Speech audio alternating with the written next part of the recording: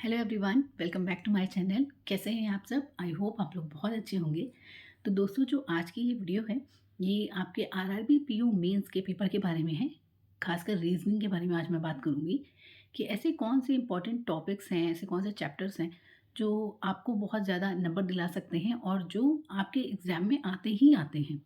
मतलब जितने भी आपके पिछले अभी एग्ज़ाम्स हुए हैं, अगर उनको एनालाइज़ किया जाए तो ये कुछ टॉपिक्स सामने आते हैं जिससे आपके क्वेश्चंस पेपर में आपको मिलेंगे ही मिलेंगे। तो हम आज उन चैप्टर्स या उन टॉपिक्स के बारे में बात करेंगे। लेकिन वीडियो शुरू होने से पहले मैं आप लोगों से एक बात ज़रूर करना चाहूँगी। आप में से बहुत सारे बच्चे हैं जो अभी भी कंफ्यूज हो रहे हैं कि क्या मेंस की तैयारी वो करें या ना करें। देखिए, आपने जिसने भी आरआरबी का पेपर दिया है, ठीक है, क्लर्क का हो, पीओ का हो, आईबीपीएस हो, कोई भी हो, प्री के एग्जाम्स आप लोग दे चुके हैं। अब आपके मेंस के एग्जाम्स ही होंगे जो भी होंगे। तो अब आपके जितने भी अटेम्प्ट उसमें रहे हैं या जो भी नंबर आएंगे वो तो अभी आपको कुछ नहीं पता है। आप अभी ये सोचकर इतना टाइम वेस्ट कर रहे हैं कि हाँ, मैं तैयारी करूं या ना करूं। इससे बेटर है कि आप तैयारी करें, क्योंकि अगर आप ये तैयारी करेंगे तो इससे आपको कोई लॉस तो होना नहीं है। मेंस का एग्ज़ाम होगा आपका, भले वो आरआरबी क्लर्क का हो या आरआरबी पीओ का हो। और इन केस नहीं भी होता है तो नेक्स्ट ईयर की तैयारी के लिए भी आपको ये फ़ायदा ही करेगा। कुछ इसमें नुकसान तो है नहीं। अब कोई प्री का पेपर नहीं बाकी है, भेज देंगे आप, और उसमें भी कुछ ऐसा ये चीज़ तो है नहीं कि आप अलग से कुछ एकदम ही अलग पढ़ रहे हैं। क्वांट और रीजनिंग तो आप पहले भी पढ़ते आए हैं, प्री में भी पढ़ी थी। तो अब इस लेवल की अगर तैयारी आपकी हो गई है और आप अचानक से उसको छोड़ दोगे एकदम से, तो फिर ये एकदम बेकार चीज़ हो जाएगी, कोई फ़ायदा नहीं है इसका। आपने अभी तक की जो तैयारी की होगी ना, सब खराब हो जाएगी। तो इसीलिए बिना ये सोचे कि मेरे इतने अटैम्प्ट है, कट ऑफ इतनी जाएगी, मैं तैयारी करूँ ना करूँ, सब चीज़ें दिमाग से हटा दीजिए और सिर्फ तैयारी करिए। ठीक है? तो हम शुरू करते हैं वीडियो।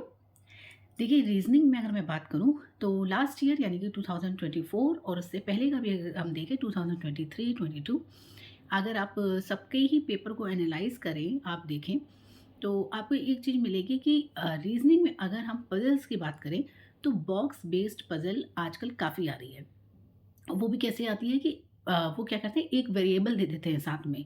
मतलब 7-8 बॉक्स दे देंगे, 10 मैक्सिमम देखे गए हैं बॉक्स, और भी ज़्यादा मतलब जितना आप बढ़ा सको, बट तरीका वही रहता है।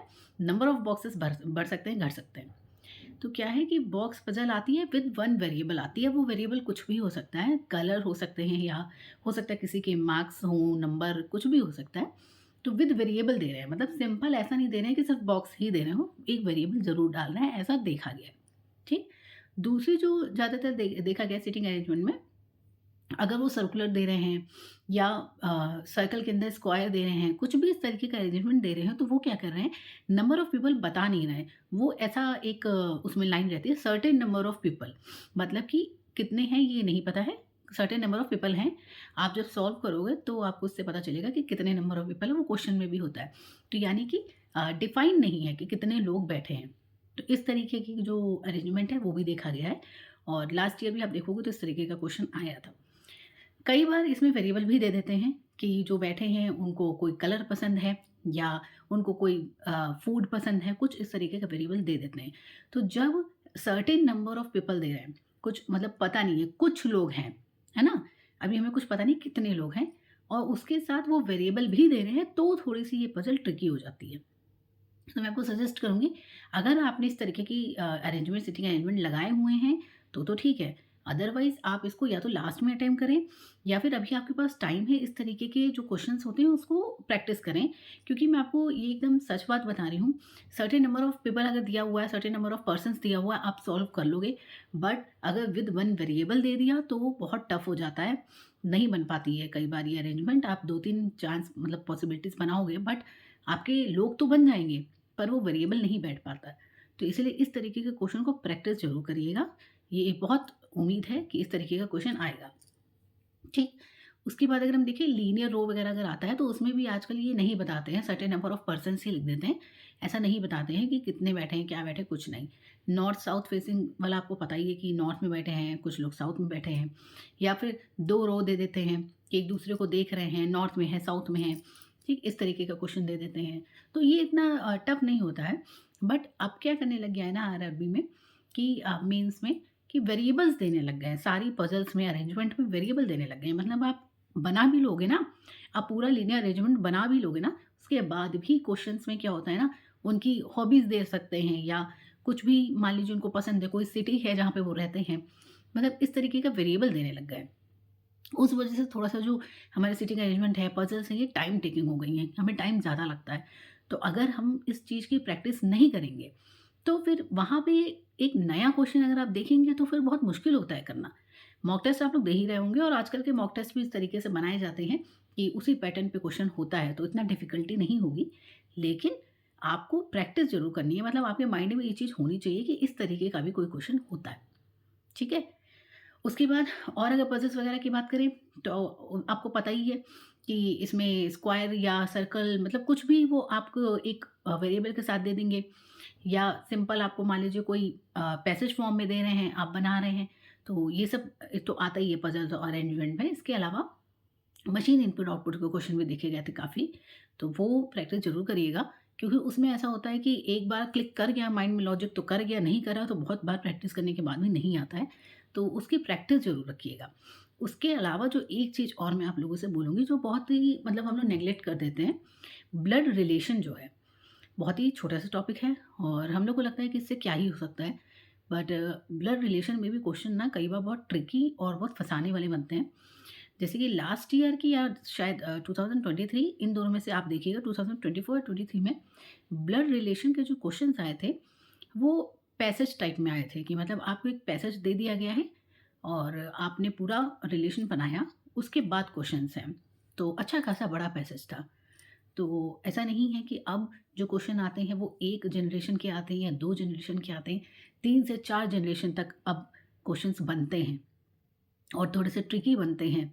तो ऐसा नहीं कि ब्लड रिलेशन को छोड़ देना है या सिलॉक्स को छोड़ देना है। बिल्कुल भी छोड़ना किसी भी चीज़ को नहीं है, तैयारी सब चीज़ों की करनी है। ठीक है? मैं जो ये वीडियो बना रही हूँ, मेरा मोटिव इस वीडियो को बनाने का ये है कि इस तरीके के जो क्वेश्चन्स होते हैं, उनको आप पहले से प्रैक्टिस करके जाइए। आप अगर ये सब चीज़ें पहले से प्रैक्टिस करेंगे, तो अगर इससे कम लेवल का पेपर आता है, तो आप आराम से कर ही लेंगे। लेकिन अगर आपने इन सब चीज़ों की प्रैक्टिस कर रखी होगी, तो आपके लिए वहाँ कुछ ऐसा नहीं होगा कि आपकी लीग से हटकर आया है कुछ। आपको पता होगा, आप अगर किसी चीज़ या किसी टॉपिक से फ़ैमिलियर होते हो ना, आपने पहले सॉल्व किया होता है, तो एक अलग ही कॉन्फिडेंस होता है उस क्वेश्चन को करने का। अदरवाइज़ अगर आपने मान लो आज तक ये चीज़ की ही ना हो कि बॉक्स पज़ल है और उसके साथ विद 1 वेरिएबल है, आपने ये सॉल्व ही नहीं की है, तो वहाँ पे जाकर तो आपके लिए बहुत डिफ़िकल्ट हो जाएगा ना इस चीज़ को समझना कि हाँ, इस वेरिएबल को कैसे क्या करना है। तो इसीलिए जितनी भी मैंने बातें बताई हैं, इनको आप सॉल्व ज़रूर करिए। आपके मॉक टेस्ट में है, बहुत अच्छी बात है। नहीं है, यूट्यूब पे आप देखिए, अगर आप सिर्फ़ टॉपिक डाल के सर्च करोगे, आपको ढेर सारी वीडियो मिल जाएँगी, आपको पीडीएफ्स मिल जाएँगे, विद टाइमर आप उसको सॉल्व करो। अगर आपने आज तक नहीं किया होगा, थोड़ा-सा टाइम लगेगा, उसके बाद आप सीख जाएँगे, करने लगेंगे और अगर आप ऐसे ही कर रहे हैं, तो बहुत अच्छी बात है, करते रहिए और आराम से आपका पेपर क्लियर होगा, ठीक है? इसमें कोई टेंशन लेने वाली बात नहीं है। मैं पहले भी कहती आई हूँ, अभी भी मैं यही कहूँगी, कभी भी आप पेपर सॉल्व कर रहे हैं, भले वो मॉक टेस्ट हो या आपका मेन पेपर हो, कभी भी टेंशन में होकर सॉल्व मत करिए। आराम से रिलैक्स होके क्वेश्चंस को पढ़िए। रीज़निंग को अच्छे से क्लियर करने का सिर्फ़ एक ही तरीका है कि आप जो क्वेश्चंस आ रहे हैं, जो भी आपके क्वेश्चन में बोला गया है, उस लाइन को 1 से 2 बार, 3 बार अगर आपको समझ में नहीं आ रहा है, तो उसको आराम से पढ़िए। कई बार हम जल्दबाजी में ना समझ नहीं पाते हैं कि वो क्या कहना चाह रहा है। मैंने पहले भी बताया हुआ है, ये ह्यूमन एरर सबसे होती है कि अगर सेकंड लेफ्ट बैठा है, हम सेकंड राइट ले लेते हैं क्योंकि हम बहुत जल्दबाजी में होते हैं कि हम जल्दी से पेपर सॉल्व कर लें।